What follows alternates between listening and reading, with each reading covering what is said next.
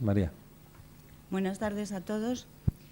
Yo voy a contaros cómo es un electrocardiograma normal, que es en qué tenéis que fijaros para distinguir un electronormal de un electrocardiograma patológico.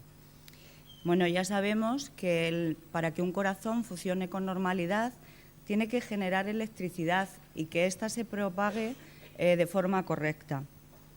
Sabemos que esta electricidad, el impulso eléctrico, se genera en el nodo sinusal, que hace que ambas aurículas se contraigan, pasa al nodo aurículo-ventricular y de ahí, a través del haz de His y de sus ramas, llega a los ventrículos. Estos se contraen y envían la sangre al resto del organismo.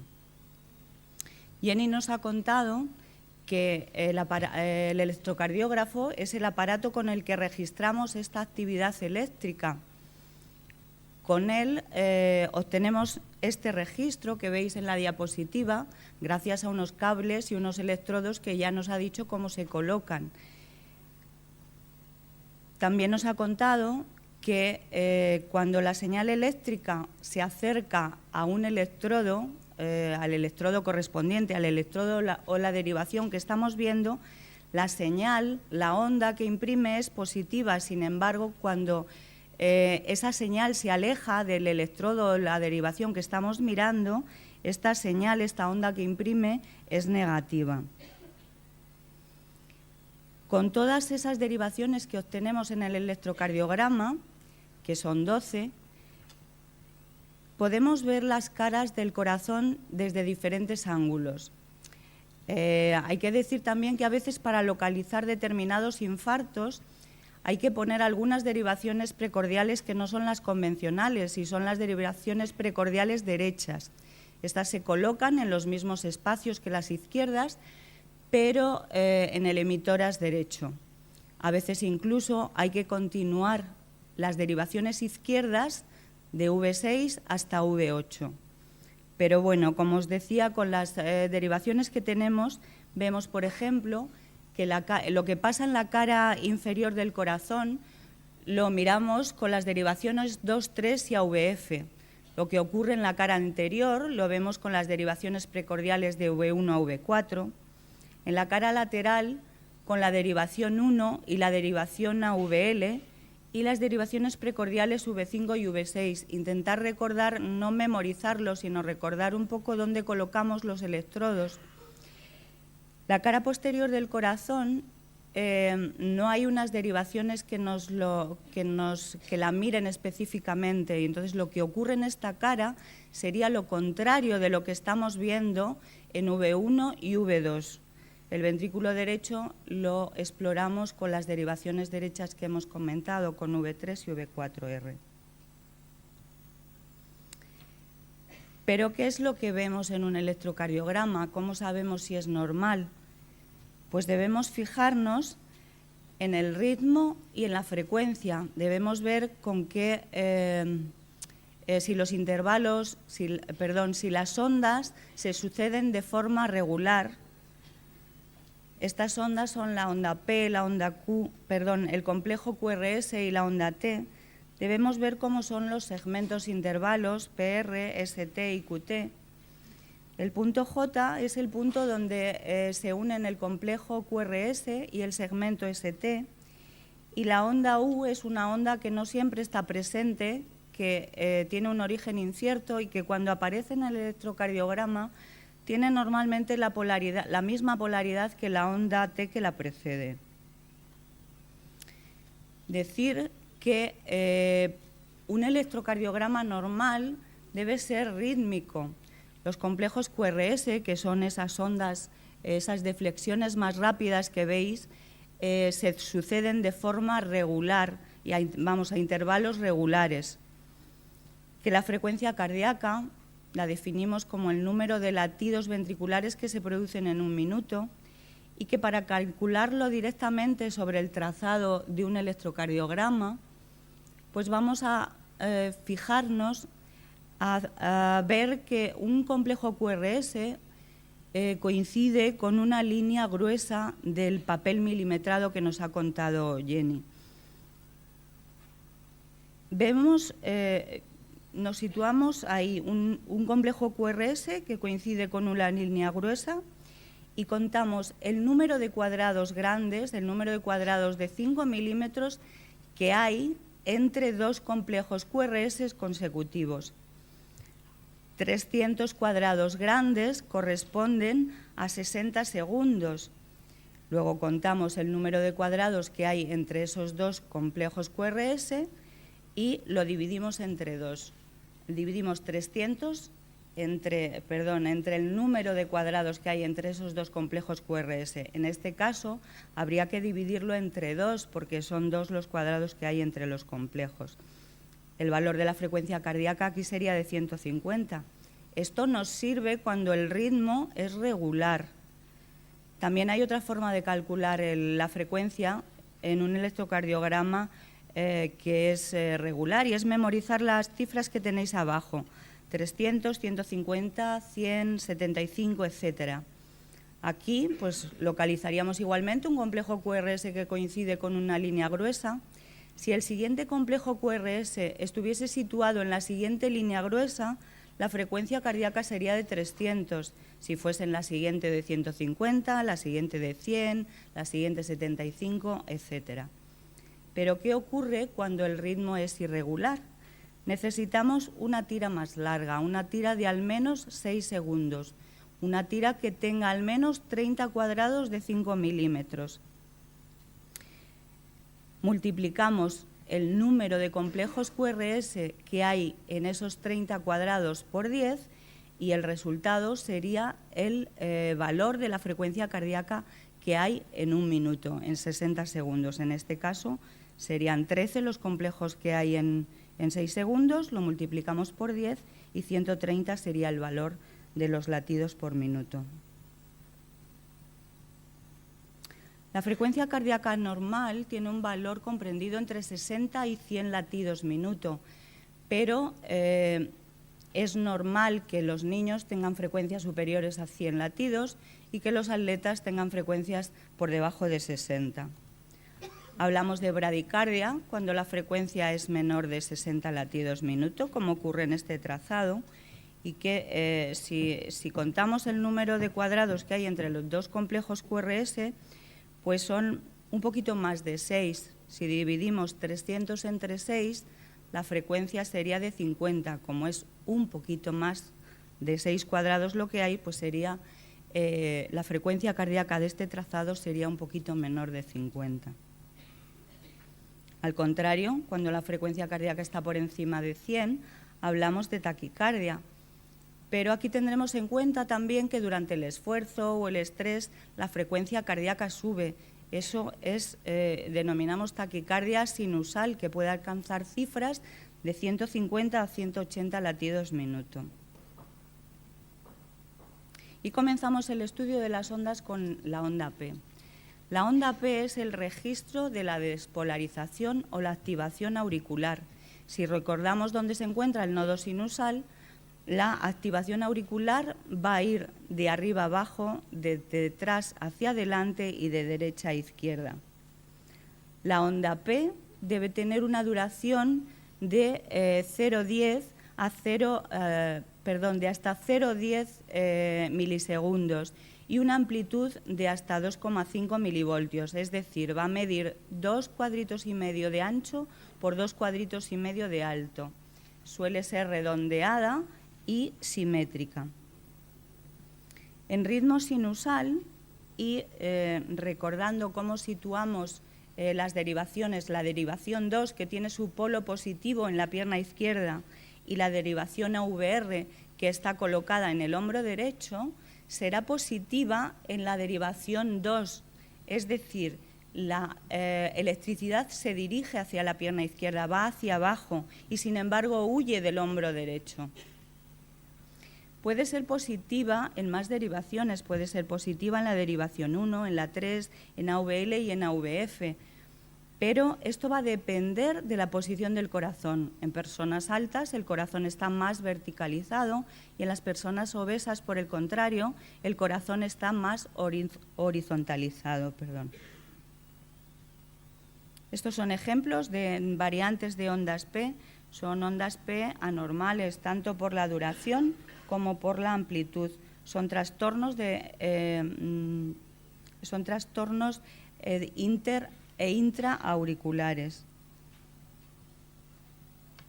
La siguiente onda es el complejo QRS, que como hemos dicho es la deflexión más rápida que hay en el electrocardiograma. Corresponde a la despolarización o activación de los ventrículos. Los ventrículos se activan en 3 fases. Primero se activa el tabique interventricular, después el ventrículo izquierdo y parte del ventrículo derecho y por último lo hace la base del ventrículo derecho. El complejo QRS consta de 3 ondas. La onda Q, que es la primera deflexión negativa del complejo, la onda R, que es la deflexión positiva del complejo, y la onda S, que es la segunda deflexión negativa del complejo y que sigue siempre a una onda R. Estas 3 ondas no siempre están presentes, con lo cual el complejo QRS, pues unas veces es R, si solo existe la onda positiva, otras veces es QS, si solo hay una onda negativa, y se denomina QS porque no sabemos si esa onda corresponde a la onda Q o a la onda S, que son las 2 ondas negativas del complejo. Luego pues lo vamos a nombrar con ondas, con letras mayúsculas o minúsculas, dependiendo de las ondas que estén presentes y de la amplitud que tengan estas ondas. El complejo QRS tiene una duración de 0,08 a 0,10 milisegundos y esto es de 2 a 2 milímetros y medio. Es positivo en V1 y V2, es negativo en V1 y V2, recordamos dónde situamos las precordiales V1 y V2 y de aquí huye, se aleja. Sin embargo, es positivo en las derivaciones precordiales V5 y V6. Y tanto la R más alta como la S más profunda deben tener una amplitud inferior a 25 milímetros. Cuando el complejo QRS tiene una duración mayor de 0,10 segundos, decimos que la conducción ventricular está enlentecida, como ocurre en los bloqueos de rama. Sin embargo, dentro de los complejos QRS es importante reseñar, hacer hincapié en las ondas Q. Las ondas Q se consideran fisiológicas, recordamos que es la primera deflexión negativa del complejo y consideramos que son fisiológicas cuando tienen una duración, es decir, miden menos de 1 milímetro y tienen una amplitud inferior al 30% de la amplitud del complejo QRS. Sin embargo, son patológicas cuando tienen una duración de más de 1 milímetro y una amplitud superior al 30% del complejo QRS. Esto, en este caso, es un signo permanente en el electrocardiograma en pacientes que han tenido un infarto. Estos son ejemplos de complejos QRS anormales, tanto por la duración como por amplitud. Y aparte de la duración del complejo QRS, es importante ver cómo es el eje del QRS o el eje cardíaco. El eje cardíaco es un indicador de la dirección de la corriente eléctrica a través del corazón.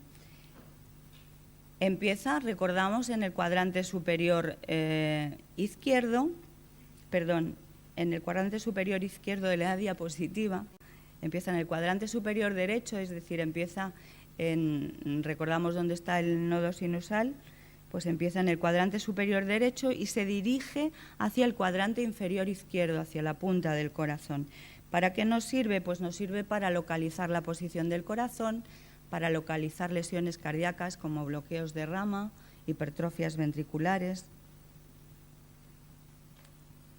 ¿Y cómo vamos a calcular el eje cardíaco? Pues muy fácil. Para ello nos vamos a fijar principalmente en dos derivaciones, en la derivación 1 y en la derivación AVF.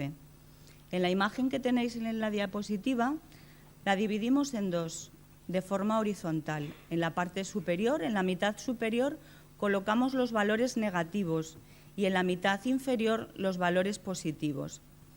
Así, si tenemos un complejo QRS predominantemente positivo en derivación 1 y predominantemente positivo en AVF, el eje cardíaco será normal, estará situado en el cuadrante inferior derecho de la diapositiva. Pero si el complejo QRS es positivo en la derivación 1 y es negativo en la derivación AVF, el eje sería izquierdo, estaría colocado en el cuadrante superior derecho de la diapositiva.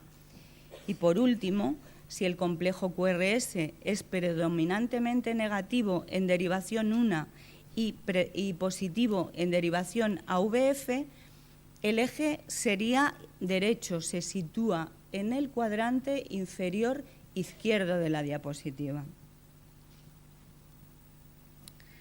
Terminamos el estudio de las ondas con la onda T. La onda T corresponde a la repolarización ventricular. La repolarización ventricular consta de dos fases. La primera fase sería el segmento ST, que veremos a continuación, y la segunda, la onda T. La polaridad de la onda T suele ser equivalente a la del complejo QRS que la precede, pero debe ser siempre negativa en AVR y V1, y el voltaje de esta onda debe ser inferior a la mitad de su complejo QRS.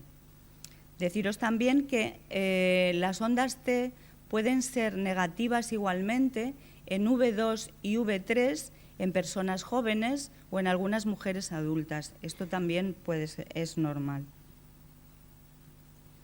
Y comenzamos el estudio de los intervalos y los segmentos con el intervalo PR. El intervalo PR va a medir el tiempo que transcurre desde que se inicia la activación auricular hasta que se inicia la activación ventricular. Lo medimos desde el comienzo de la onda P hasta el inicio del complejo QRS. La duración normal es de 0,12 a 0,21 segundos, es decir, de 3 a poco más de 5 milímetros. Cuando este intervalo es más corto, es inferior a 0,12, decimos que la conducción auriculoventricular es más rápida, como ocurre, y nos ha comentado Julián antes, en las vías accesorias. Sin embargo, cuando el intervalo PR es superior a 0,21 segundos, esta conducción auriculoventricular es más lenta y, como veis en este trazado, este PR mide 8 milímetros, que multiplicado por 0,04 que mide cada milímetro en tiempo, pues serían 8 por 4, 32, 0,32 segundos. Está un poquito largo, ¿eh? El segmento ST, pues es el segmento que une el complejo QRS y la onda T. Debe ser isoeléctrico, aunque se considera normal que en bradicardia aumente unos 2 milímetros y que en taquicardia se considera normal un descenso de 1 milímetro. Para comprobar si el ST es isoeléctrico o no, trazamos una línea imaginaria que iría desde el comienzo de la onda P hasta el final de la onda T. Estos son ejemplos de descensos de ST y estos ascensos, en ambos casos por isquemia importante. Y por último, terminamos con el intervalo QT. El intervalo QT es el tiempo que transcurre desde que se inicia la activación ventricular hasta que finaliza la repolarización ventricular. El intervalo QT se alarga cuando disminuye la frecuencia cardíaca y se acorta cuando aumenta la frecuencia cardíaca. Por eso, y para corregir este valor, utilizamos la fórmula que veis en la diapositiva, que es, utilizamos el valor del QT corregido, y este valor se calcula con esta fórmula, donde QT es el valor del QT que medimos en el electrocardiograma y expresado en milisegundos, y RR es la distancia que hay entre dos complejos QRS y que se expresa en segundos. El valor normal del QT corregido tiene que ser inferior a 440 milisegundos, es decir, tiene que ser inferior a 11 milímetros, a 11 cuadraditos, más o menos. Recordar que el ritmo sinusal es el ritmo normal del corazón, es el que se origina en el nodo sinusal. Se caracteriza porque siempre hay una onda P antes de cada complejo QRS y en cualquier derivación, porque el intervalo PR, como hemos dicho, debe tener una duración de entre 0,12 y 0,21 segundos. Los complejos QRS deben producirse a intervalos regulares. La onda P es positiva en la derivación 2 y negativa en AVR. Y la frecuencia cardíaca debe tener un valor comprendido entre 60 y 100 latidos minuto. Hay una excepción a la ritmicidad del ritmo sinusal y es la arritmia sinusal respiratoria. Aquí la frecuencia cardíaca aumenta con la inspiración y disminuye con la expiración. Para comprobar que realmente se trata de esto, lo que hacemos es decir al paciente que deje de respirar unos segundos mientras realizamos el electrocardiograma y comprobaremos que esta arritmia desaparece y los complejos QRS se suceden de forma regular.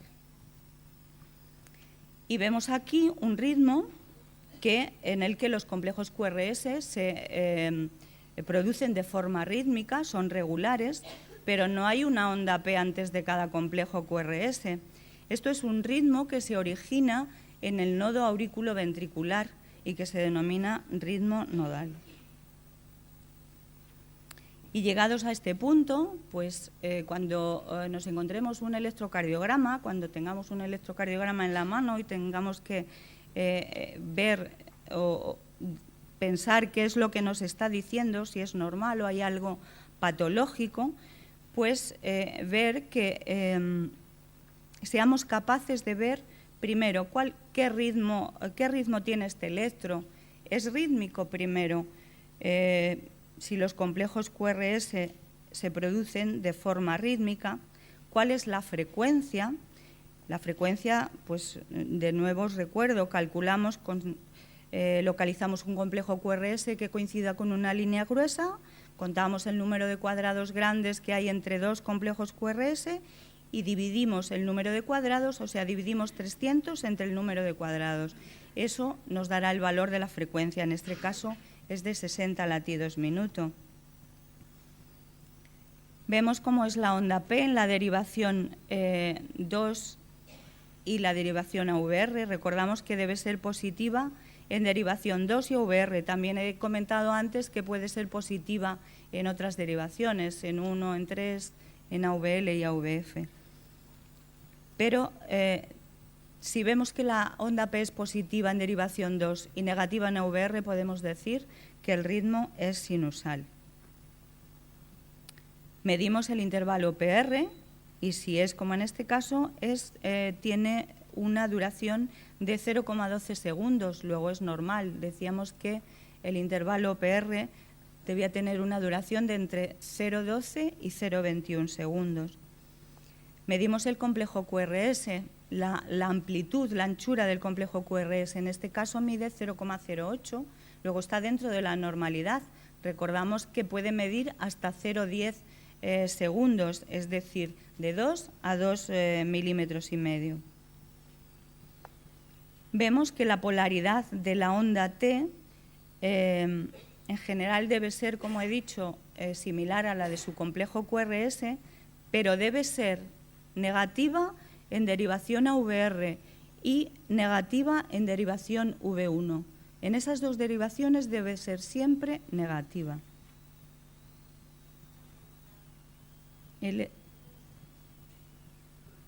Sí, un segundito. En cuanto acabe María, hacemos la pregunta. Pasamos el micrófono. Gracias. En este electro, el ST es isoeléctrico, hemos trazado la línea y vemos que no tiene ningún desnivel. Calculamos el valor del QT corregido, que es de 400 milisegundos, luego está dentro de lo normal. Recordamos que tiene que ser inferior a 440. Luego, este electrocardiograma es normal. Muchas gracias.